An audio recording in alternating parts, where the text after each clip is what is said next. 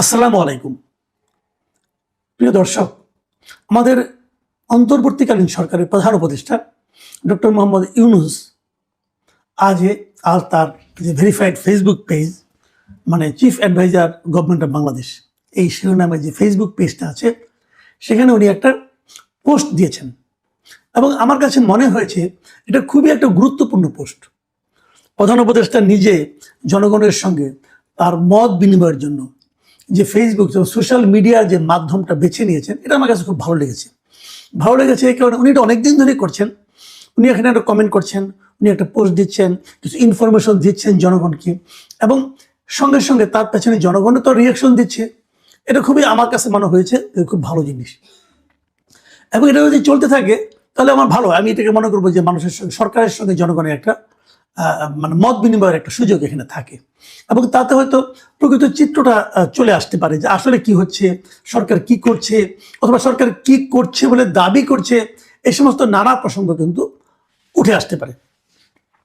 তো আমি আজকে যে পোস্টটা নিয়ে কথা বলতে চাই, সেই পোস্টটাতে উনি যে কাজটা করেছেন সেটা হলো, আমাদের এখানে এই দেশে গত এক বছরে, মানে এই ডিসেম্বর 2025 সালে, মানে উনি যে সময়টা পরিপূর্ণভাবে ছিলেন, এই সময়ে সংখ্যালঘু সংক্রান্ত যতগুলি ঘটনা ঘটেছে তার একটা ফিরিস্তি উনি দিয়েছেন, এবং এই লম্বা একটা পোস্ট দিয়েছেন, এবং লম্বা পোস্টের নিচে মূল যে বক্তব্যটা, ওনার যে মূল যে আপনার যে মেসেজটা, সেটা হচ্ছে গিয়ে এই সংখ্যালঘু সংশ্লিষ্ট অধিকাংশ ঘটনায় সাম্প্রদায়িক সহিংসতা নয়, এই হলো তার মূল মেসেজ।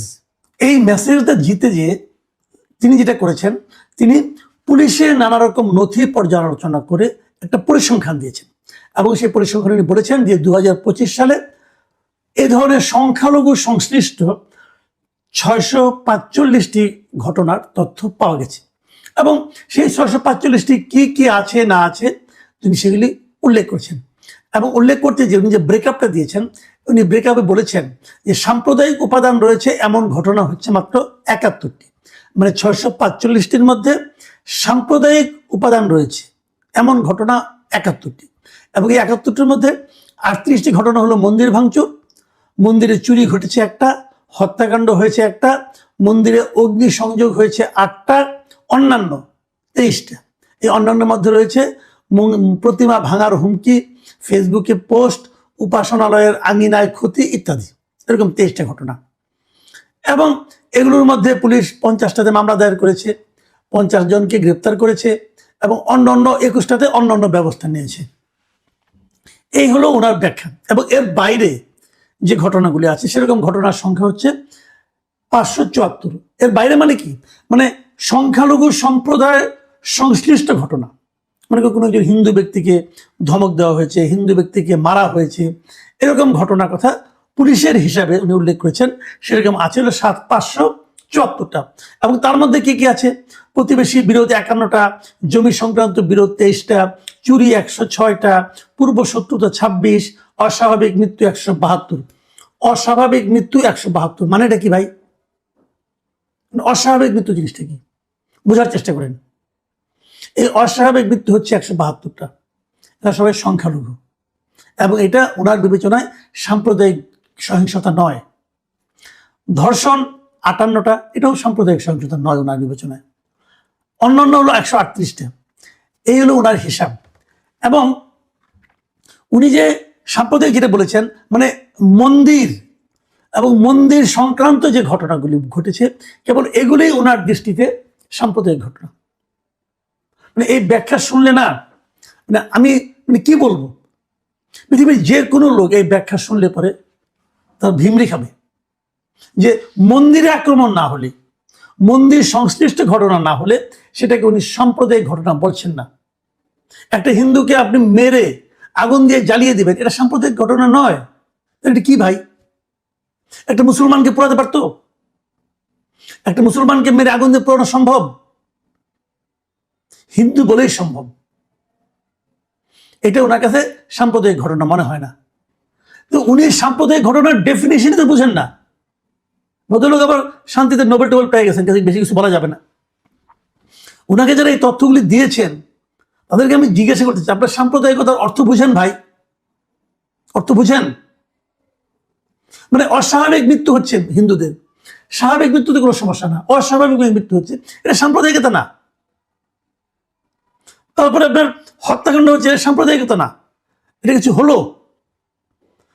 আপনি একজন লোককে জমি সংক্রান্ত বিরোধে একটা হিন্দু পরিবারকে বাড়ি থেকে উচ্ছেদ করলেন, এটা সাম্প্রদায়িকতা না। তার জমি দখল করলেন, এটাও সাম্প্রদায়িকতা না। ওই লোকটা যদি হিন্দু না হতো তাহলে পারতেন এটা করতে। যাই হোক, আমি আর বেশি কিছু বলতে চাই না, উনি মুরব্বী মানুষ, বয়স্ক মানুষ, তা ওনাকে আর এত বেশি কিছু বলতে চাই না। আমি কেবল এই ওনার যে পোস্টটা আছে, এই পোস্টের নিচে যে কমেন্টগুলো আছে, অনেকগুলো কমেন্ট ওখানে পড়েছে, এবং সেই কমেন্টের কথা শুনলে আপনারা অবাক হয়ে যাবেন। 466টা কমেন্ট পড়েছে যখন আমি দেখছি, মানে ওনার এই পোস্ট দেওয়ার 5 ঘন্টার মাথায় 466, এবং 49টা শেয়ার হয়েছে, এবং 2300 আপনার বিভিন্ন রকম রিয়াকশন দেখা গেছে। কেউ হাহা দিয়েছেন, কেউ লাভ দিয়েছেন, কেউ লাইক দিয়েছেন, এগুলো দিয়েছেন। ওটার আমি আর মানে আপনার বিস্তারিত বিশ্লেষণে যাচ্ছি না। আমি কেবল ওনার এখানে যে কমেন্টগুলো পড়েছে, আমি সেখান থেকে কিছু কমেন্ট আপনাদেরকে আমি পড়ে শোনাতে চাই। সেগুলো শুনলে আপনি বুঝতে পারবেন মানুষ ওনার এই পোস্টটাকে কিভাবে নিয়েছেন। এবং আমি যেগুলো পড়ছি সেগুলি সবই যে হিন্দুদের তা না, দু একটা মুসলমানেরও আছে, বাট হিন্দুদেরই বেশি। হৃদয় রায় নামে একজন লোক লিখেছেন, একজন নোবেল জয়ী সরকারে থাকার পরও কেন 38 মন্দিরে ভাঙচুর হবে। আবার রাজীব সরকার লিখেছেন, মন্দির ভাঙছে কাশেম, মামলা হয়েছে আবুল নামের আওয়ামী লীগ নেতার নামে। কাশেম পুনরায় আরেকটা মন্দির ভাঙার প্ল্যান করছে আরেক আওয়ামী লীগ নেতার নামে মামলা দিবে বলে। বিষয়টা দাঁড়ালো কি? বিদ্যুৎ মণ্ডল লিখেছেন, একটাও বিচার হবে না, কারণ রাষ্ট্র নীরব ভূমিকা নিয়েছে। সংখ্যালঘুরা কিছু বললেই রাষ্ট্রদ্রোহী হয়ে যায়, ভারতে দালাল হয়ে যায়, রয়ের এজেন্ট হয়ে যায়। অথচ 1200 টন ইলিশ রপ্তানি হয় এখন। মোহাম্মদ নাজমুল হাসান লিখেছেন, 1600-র বেশি মব ভায়োলেন্স হয়েছে, একটারও বিচার হয়নি, মামলাও হয়নি। কাকু শুধু ফেসবুকে লম্বা লম্বা পোস্ট দেয়। সোহাগ দাস লিখেছেন, সংখ্যালঘুদের মধ্যে যদি একজনও বিচার পেয়ে থাকে জানাবেন। উনি কিন্তু চ্যালেঞ্জ করলেন, একজনও সংখ্যালঘুকে বিচার পেয়েছে তার উপর ঘটে যাওয়া অত্যাচারে।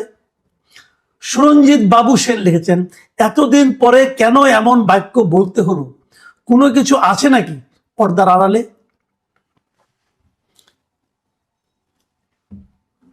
ফ্লুটিস্ট বকুল রায় তিনি লিখেছেন, উনি একটু ডিটেল লিখেছেন, এটাই আমি শেষ মন্তব্যটা একটু পড়তে চাই, যে ডক্টর ইউনূস যে একজন মিথ্যুক এটার প্রমাণ তিনি নিজেই দিলেন। 2025 সালে 645টি ঘটনার মধ্যে শুধু 71টি ঘটনায় সাম্প্রদায়িক উপাদান পাওয়া গেছে বলেছেন ডাক্তার ইউনূস। তার হিসাব হলো, মন্দির ভাঙচুরের 38টা মন্দিরে চুরি একটা, হত্যাকাণ্ড একটি, মন্দিরে অগ্নিসংযোগের 8টি, প্রতিমা ভাঙার হুমকি, ফেসবুক পোস্ট, উপাসনালয়ের আঙ্গিনায় ক্ষতির মতো 23টি ঘটনা রয়েছে। অর্থাৎ শুধু তিনি বোঝাতে চাচ্ছেন যে মন্দিরে হামলা হলে সাম্প্রদায়িক হামলা, অন্য ঘটনাগুলো যেহেতু মন্দিরের নয় তাই ওগুলো সাম্প্রদায়িক নয়। শুধু 2025 সালের কিছু জনপ্রিয় সংবাদ দেখি। 1, দীপুকে নগ্ন করে অর্ধমৃত অবস্থায় পুড়িয়ে মারা তো মন্দিরে হয়নি। রাউজানের ঘরে তালা দিয়ে আগুন দেওয়া, সেটাও মন্দিরে হয়নি। ঝিনাইদহে হাতে লাল সুতা থাকায় ভারতীয় গুপ্তচর বলে গোপাল বিশ্বাস নামে হিন্দু যুবককে মারধর, মন্দিরে হয়নি। রংপুরের গঙ্গাচড়া উপজেলায় হিন্দু সম্প্রদায়ের বাড়িঘর ভাঙচুর, লুটপাট, অগ্নিসংযোগ, এটাও মন্দিরে হয়নি। এর বাইরে অপ্রকাশিত ঘটনা বাদ, এগুলো তো সবাই জানে, এগুলো মন্দিরে বা উপাসনালয়ে হয়নি। কিন্তু ডক্টর ইউনূসের দেওয়া 71টি ঘটনা শুধু মন্দিরের, তার মানে এগুলোকে সংখ্যালঘু নির্যাতন হিসেবে দেখেন না তিনি। দৃষ্টির আড়াল থেকে এরকম অনেক ঘটনা আছে, তাকে প্রধান উপদেষ্টা বলতে লজ্জা করে।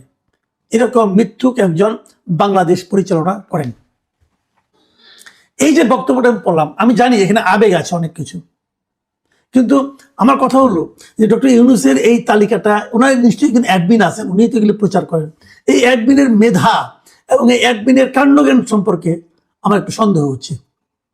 উনি কি ডক্টর ইউনূসকে মানুষের কাছে হাস্যকর করে তোলার জন্য এই পোস্ট দিয়েছেন? এই পোস্ট তো দুনিয়ার সবাই দেখবে। বিদেশের লোকজন দেখবে, তারা যখন দেখবে যে মন্দিরে আক্রমণ না হলে ডক্টর ইউনূস সেটাকে সংখ্যালঘু নির্যাতন বলে মনে করেন না, তারা কি ভাববে? আমি ডক্টর ইউনূসকে প্রশ্ন করি, আপনি এগুলি কাদেরকে রেখেছেন আপনারা এই সমস্ত কাজ করার জন্য? নাকি এটা আপনিই দিয়েছেন? আমি জানি না। আপনি এত মানে এতটা মানে কম বুদ্ধি সম্পন্ন আপনি হবেন এটা আমি ভাবতেই পারি না। নিশ্চয়ই কাউকে না কাউকে দায়িত্ব দিয়েছেন। এই লোকগুলি তো আপনাকে ডুবাচ্ছে ভাই। অবশ্য আপনি এমনি তো ডুবার আর খুব বেশি একটা বাকি নাই, যতটুকু আছে সেটুকুও ডুবাবে এরা। একটু সতর্ক হন। আপনার নামে যা কিছু প্রচারিত হয় সেগুলো সম্পর্কে একটু সতর্ক হওয়া দরকার, কারণ যা কিছুই প্রচারিত হচ্ছে আপনার ভেরিফাইড অ্যাকাউন্টে দায় দায়িত্ব কিন্তু আলটিমেটলি আপনাকেই নিতে হবে, এবং গালি সেটা আপনাকেই শুনতে হবে। প্রিয় দর্শক, আমরা দেশে কোনো ধরনের সাম্প্রদায়িক সংঘাত চাই না, আমরা সংঘাতই চাই না। আর সংখ্যালঘুর উপর আক্রমণ সেটা তো আরও চাই না। একটা দেশ কতটা সভ্য সেটা আসলে নির্ভর করে সেই দেশে সংখ্যালঘুরা কতটা নিরাপদে থাকতে পারেন তার উপর। এই উপলব্ধিটা যতক্ষণ পর্যন্ত আমাদের না হবে ততক্ষণ পর্যন্ত আমরা আসলে ক্রমাগত নিজেদের বর্বরতায় প্রকাশ করে যাব। প্রিয় দর্শক, এখন এই পর্যন্তই। আল্লাহ হাফেজ।